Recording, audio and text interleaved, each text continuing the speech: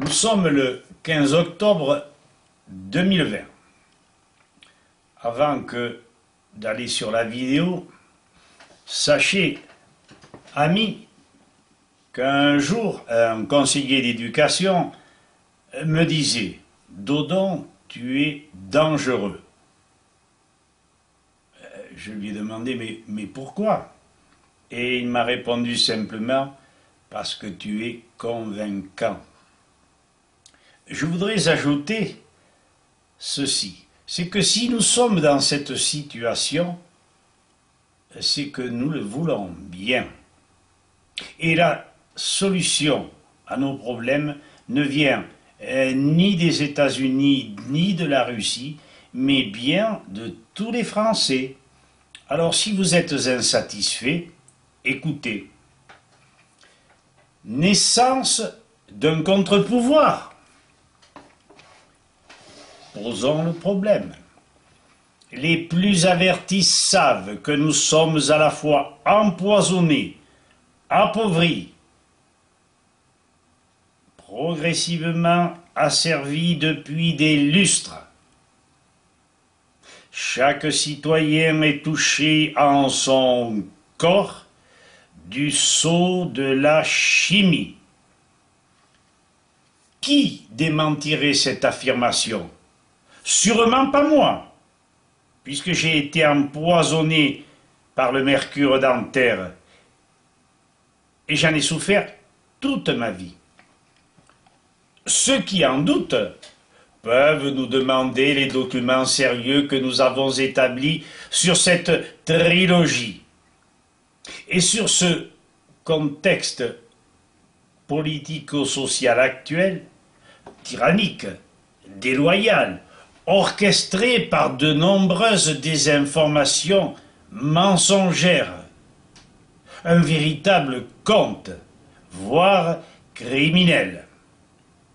12 mails, accompagnés de documents joints sur les différents sujets actuels, expliquent, rétablissent l'approche de la vérité.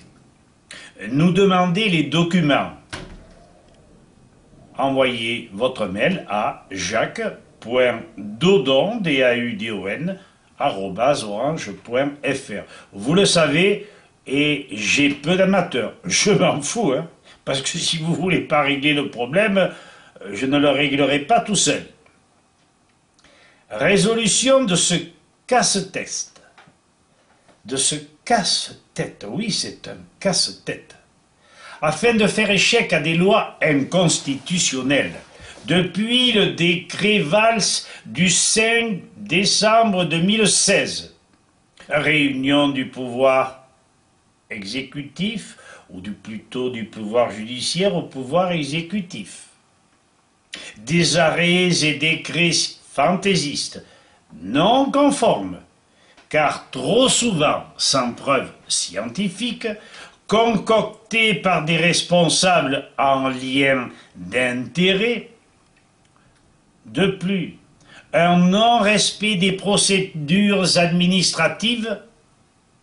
De plus, arrêts et décrets inutiles, dangereux et de surcroît dictatoriaux, émanant du pouvoir politique et répercutés finalement sur nos pauvres mères.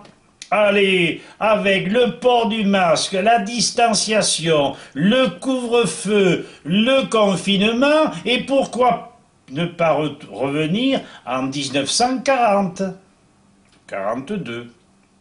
On ne peut y faire face.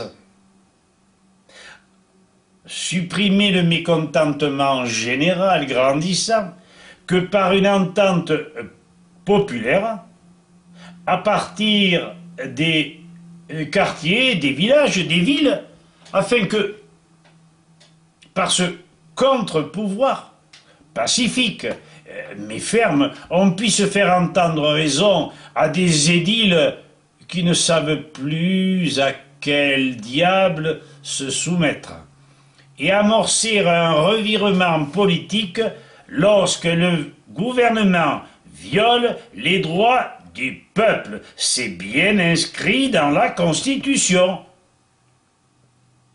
Ou alors, à quoi sert-elle? D'où l'importance de participer en chœur aux réunions des conseils municipaux. Nous en gênerions un paquet. Nota bene. Nous avertissons les lanceurs d'alerte, les Sylvain Trotta, Chloé Framery, bien qu'elle soit en Suisse, professeur Fortillan, docteur Chaleur, Philippe Gendroc, Emma Crozy, Farida Belgoul, Thierry Casasnovas, Serge Rader, Richard Boutry. Nous ne pouvons pas tous les nommer, et Dieu sait s'il y en a. Et mettre en même temps le peuple devant ses responsabilités plutôt que de gêner constamment ou de dire « Ah oui, c'est bien votre vidéo, merci, tu parles, ça m'apporte quelque chose ». Peuple, réfléchissez à ce mode d'action. Tenez-nous au courant. Établissons un courant. Établissons un chemin d'entente cordiale où tous les gens de France pourront se donner la main.